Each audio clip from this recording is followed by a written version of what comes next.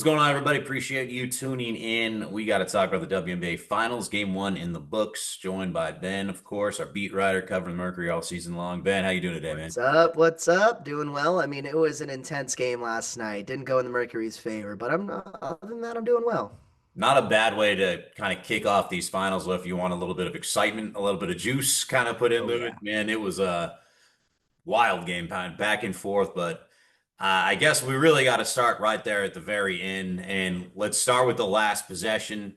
Um, what did you think of it? I watched it several times, and it felt like there was just not a lot of movement, kind of a lot of stagnant, like people standing around. Then finally, there's a screen set by Thomas, but it was kind of a half-hearted one, and then they end up just kind of chucking it. And there was a lot of time left on the clock. I mean, they inbounded it with about 15 seconds, and you end up getting not even like a step back, like a fully contested chuck there by Satu, but like I just felt, I don't know if you want to say that that was a poorly drawn up play or the lack of one or a poor execution. I just did not like that last play at all by the Mercury. Yeah, it's unfortunate. And I could have, when rewatching it back, I still thought at the moment this ball was going to go to Sammy Whitcomb. All season, it kind of seemed like Sammy was that kind of behind the scenes. They're not worried about her. They're worried about Satu. They're worried about Alyssa Thomas. They're worried about Clea Copper. And Sammy's just been there for the taking. And so, I think they might have tried to get to her, but it just didn't happen. And yeah, it kind of just blew up. It was just a blown up play.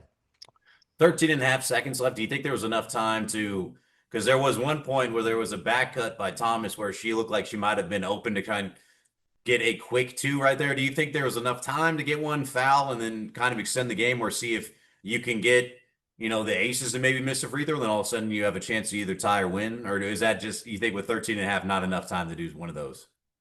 Yeah, either or. But Coach Tibbetts he's kind of shown that he's letting them ride it out on the floor. So I just don't think that was his game plan to go ahead and do that. Are you surprised that this entire postseason, it feels like the fourth quarter has been the Mercury's quarter? Like they really lock in on defense, and then all of a sudden you start seeing that's like they're able to kind of either come from behind or they've been putting games away by the way that they close it out with their on the defensive side of the ball. Give up 22 points in the fourth, and they blow a lead going into it. They gave it up really early. Like, I mean, it was not the last few minutes of the game. I mean, the first 3 minutes of the fourth quarter, Mhm. that lead completely evaporated, and then they found themselves in a hole. It was very uncharacteristic from what we've seen from them kind of for the last month. Yeah, and the roles were kind of reversed. I mean, the Aces just did not work on zone defense at all. And then in the fourth quarter, the Aces just came to play on zone defense. And so you got to give them credit there. The Mercury this whole season have been a fourth quarter team, and the roles kind of shifted. So I think it caught them off guard a little bit. But it worked out perfectly for the Aces. There's the shooting kind of cooled off for Phoenix in the fourth quarter, and the problems were apparent, but letting them get back into it that early was a huge issue. Yeah, on the other side, it felt like Vegas actually started getting a little bit comfortable on defense, and they were Mhm. really that nothing came easy for the Mercury in the fourth quarter other than a couple transition buckets, but anything in the half court felt like it was a slugfest. It felt like you had to win one on one. There was not a lot of pick and rolls, a lot of like easy buckets where they were just getting good looks. It felt like really, at times, it felt like their only offense was Thomas kind of going to work and finding something to kind of create it by herself. But their offense got stagnant and their defense kind of gave up. But on that side of the ball, do you think that was more the Aces locking in, or do you feel like they were settling? How do you explain kind of them having their worst scoring quarter in the fourth quarter and it kind of getting to that where it looked like they were in mud a little bit? Yeah, no, you got to give the Aces credit for that zone defense that they picked it up in the fourth quarter. That was something that Phoenix was exploiting all game, and they recognized it and they made the adjustments to keep themselves in it. Kalia Copper, having 19 points in the first half and then ending the game with 21. Amazing first half, but they figured it out. They made the adjustments to, make sure that she wasn't going to keep continuing to do that. You have so many pieces of the puzzle and chefs in the kitchen with this Mercury offense. You can go to Alyssa Thomas, you can go to Sawtu, you can go to Kalia Copper, you have Sammy on the side, have DeWanna Bonner coming in and having her 3-point ability. There wasn't that much consistency, and you could tell that they were getting a little flustered by that. And what has worked for them this whole season is now hitting a point where, okay, some of these things that we've been able to do aren't working. And in the fourth quarter, with their shifting of the Aces defense of that zone defense, they truly was there having a hard time navigating that. Alyssa Thomas goes from making what looked like maybe the potential play of the game, getting the rip of Asia as she's going up, has the fast break, gets fouled, and it looks like she is going to be the reason they win this game. Mm-hmm. Not a tremendous free throw shooter, but she's capable and good. I mean, I think she's at about 70% of the season. Mm-hmm. Back rims the first one, second one's flat and short, and I thought the first one looked okay. The second one looked uncomfortable. Man, I I feel like if you were Phoenix and you had the opportunity for her to shoot two free throws with 24 seconds left to potentially give you the lead, you're signing up for that. But that's a tough one. And she's been in the league, she's mentally tough and stuff like that, but game one of the finals, having a chance to kind of give your team the lead and missing both free throws, that feels like a moment that not only where they maybe lost this game, but that's one that can kind of hang with you for a few games, and that's tough to put out of your mind too. And, you just think of the last 5 years in Phoenix sports when you have the Suns up 2-0 and things come back to haunt them. And the Diamondbacks with, good 2023 and Paul Sewald blowing game one. You think back to these moments where you go, they they were so close. If one thing goes their way, and it happened again for the Phoenix Mercury. She has the opportunity to tie the game, take the lead, and like you said, those free throws, first one, it looked like it was there, but then, like you said, the second one was flat. And if anybody knows, what it's like to be in that moment, it's a lot. Alyssa Thomas and a lot of members of these teams. That reaction that Kalia Copper had to that question, where if she needed to help pick up Alyssa Thomas, she kind of had her, signature kind of remark. It was just, no, and Copper, they're not worried. It's frustrating. It is, but you can't look at the past. You could have had game one. You could have had it. It was right there for the taking, but you played them hard in Las Vegas. It's a long series, the first ever 7-game series of the WNBA Finals. And if anything goes like game one, this series is going to be interesting and not a lock by any means. And but it's for Arizona sports fans in general. You think back for the last 5 years where it's just, God, the Suns were up 2-0, and then Chris Paul gets a wrist injury and other things happen. And then Diamondbacks, you're this close to winning game one against the Texas Rangers and Paul Sewald. And so the Arizona sports fans have seen this story before, or just hopefully it doesn't come back to haunt the Mercury. It's tough too because those free throws spoiled what was a really solid game by her part. I mean, not her all-time best one in the playoffs, but I mean, she was only one assist shy of a triple double Yep. and was efficient on literally everything. 5 turnovers, probably you'd like to see that number a little bit less, but then 1 for 4 on free throws. Those are the two bugaboos, the two things you look at, and it's unfortunate that good of a game, that's what is going to be remembered by most of all, probably her. I mean, that's going to be hard to mentally move past and like just try and get to the next game and get ready to go because the letdown that you feel after a moment like that sticks with you. Um, just yeah, just disappointing that they had a chance to really kind of steal game one. Not steal even, like they had a chance to really earn game one and they gave it up. Earn it. How do you, as a team, find a way to kind of put this one behind you? Because it's a quick turnaround for as far as finals go. You go from a night game to, the afternoon one on a Sunday and know that like balance the fact of trying to get towards, hey, it's just one game. As long as we game two, we split on the road, like we'll take that Oh yeah. versus like it's just how do you put a game like this behind you and then get to that next one?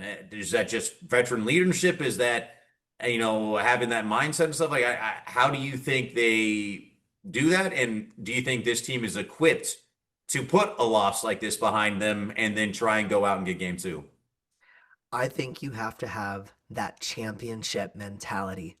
I think you're surrounding yourself with those veteran leaders. Like I said earlier, you not only have a lot of pieces of the puzzle, but Dewana Bonner, Alyssa Thomas having this support system with Dewana Bonner, with Kalia Copper, with everyone around her.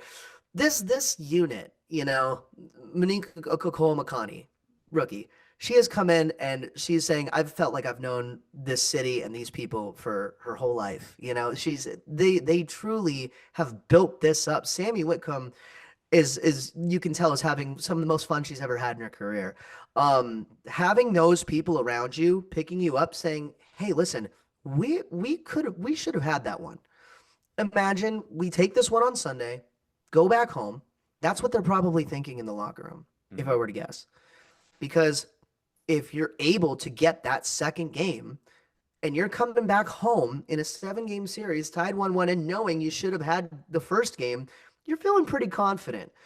If you go out in the second game and you look a little like lackluster and it's kind of showing that the first game is in your head, now you're on a slippery slope. The veteran leadership, I can't see this team having that mentality. It's definitely that was one game, on to the next one. And that's how they've been all season. But you can tell Satu Sabali, Alyssa Thomas, Clea Copper, they've been there, they've done that, and they're ready to fight. And yeah, the ball didn't bounce their way in game one, but it's not going to stop them from I just can't see them getting affected by this that much. You look at defensively for Phoenix, I thought they did a lot of really good things. Asia's going to get, I mean, Asia's Asia. She's going to get her numbers, but Mm-hmm. they were able to really kind of shut down the rest of the starters for the most part in this game. It it felt like the Aces bench was a huge key in how they were able to get this comeback. Dana Evans, 5 threes coming off the bench, and then, Lloyd coming in giving them I think she finished with like 18, but they ended up getting 40 points or so off your bench and just about that many between two players. You're going to have players step up in this moment. You're going to have people that kind of come over. It's normally the role players that, whichever role players can step up into the moment that win these types of series. But that hurt. I mean, getting outscored that much by on the bench head to head, and it really just felt like part of this game, a majority of it was won by the Aces bench. Yeah, and having that depth, is it shows that it'll help win championships, when you can rely on your bench when stars are having a hard time getting going. That's something that the Mercury are going to have to navigate and make adjustments towards. But they've been doing it all playoff series. How they've done it against Minnesota too. And so that's something that watching film, watching tape, and then getting down to actually the fine points of it all. Uh, I if it keeps happening, let's say game two, game three goes on, and their bench is just they're gonna have to find an answer, and whether it's seeing Kalani Brown get in there and bring some size, or it's seeing more of West Beld, and having her get out there, and you're gonna have to make some sort of adjustments if their bench keeps going off. Yeah, Las Vegas won the bench by 25 points. Woo! I mean, not like that's substantial. That is a big Yeah, difference if you can get that kind of a lift. And definitely. you know, uh, they got to figure that out. They either got to find a way to match up better and know where they are when they're coming in, or you got to find somebody on your bench that can give you a little bit more of a spark and try and like at least even it out a little bit because that that can't happen. You can't put that Mm-mm. much of a load and expectation on your starters, Nope. especially in a long series, and think that you can pull it out and sustain it because you're just going to wear out. You're just going to, there's too much to ask. Going back to that last possession. So coming in, like, I think that the head coaching matchup, most people would look at Becky Hammon as someone that has won titles that, and she was part of the Spurs coaching staff tree. Like she's got the pedigree and she's very well respected. Nate Tibbetts is doing an incredible job, but did you feel like he got outcoached there in the fourth quarter? Did you feel like the lack of a play in the fourth quarter, like how much of what happened in this game do you put on him? Um, it's tough. Becky is an incredible, incredible coach, and so is Coach Nate Tibbetts. Nate Tibbetts had a remark that he said it's going to come down to the last possessions of the game. They've been through it together and they've handled the situations well. That's one of the comments he made at the post game yesterday. He Coach Tibbetts is a very smart man. He would be the first person to say that um, the coach opposing him right now is one of the best to do it. And so for him to be outcoached by Becky is going to happen at times. At that moment, most definitely, But it's one of those things that he knows he's going to have to navigate a little bit better and harder. And might be going out of his comfort box a little bit and running something that the Aces aren't expecting. But like I said at the very end of the play, I thought that ball was going to go to Sammy Whitcomb, and that's kind of something that's been happening all season, and it didn't. But there's things like that where Coach Becky Hammon sees that, was able to take her out of the equation, and they were able to force the Mercury to put up a shot. All right, man, finish this statement for me. For the Mercury to tie up this series and take game two, what has to change? What do they need to do in order to get this series even? What they need to do is play physical. What they need to do is focus on not turning the ball over. Those opportunities that you have, golden. They had every chance to not only win this game, but to get a little bit of a lead and hold on to it. If they're able to do that and not let the Aces back into it, there were some shots that the Aces were getting offensive rebounds, just kicking it back out to three and then hitting them. And if you can eliminate those offensive rebounds and those turnovers to give those Aces any extra chance, you're giving them some firepower. Mercury will be just fine to take game two. Yeah, I think second chance points played a huge part in the bench. So they gotta, if they can find a way to just try and win on those margins, I Yep. think that'll go a long way. And then the half that no one can know until game gets going too is mentally, where is this team after that kind of a gut wrenching loss and stuff like that. So we won't know that until tip. We know we won't know that until a few minutes into the game. And I think if they are able to get off to a good start, that'll go a huge way. If you can just see that first basket go in, Oh and yeah. kind of settle in, that makes a monster difference in these things. If you start off slow and then the mentality starts creeping in, like maybe it just isn't our series. Maybe our runs, maybe we're just having one of those moments, and you start looking around and getting a little bit more kind of in your own head. So I think they need to have a good start. I think they need to have just a few things go their way so they can settle in. And Hmm. then, like I said, win on those margins. If they can do a little bit better job of limiting second chance points, getting a little bit more, rebounds on their own glass, and then finding a way to match up better with the bench. That'll go a long way. So Yep. hopefully they are able to kind of make some of those changes. I'm interested to see what happens in game two, though. Game two should be a very fun one. Yeah, lean on the veteran presence. Don't get too rattled.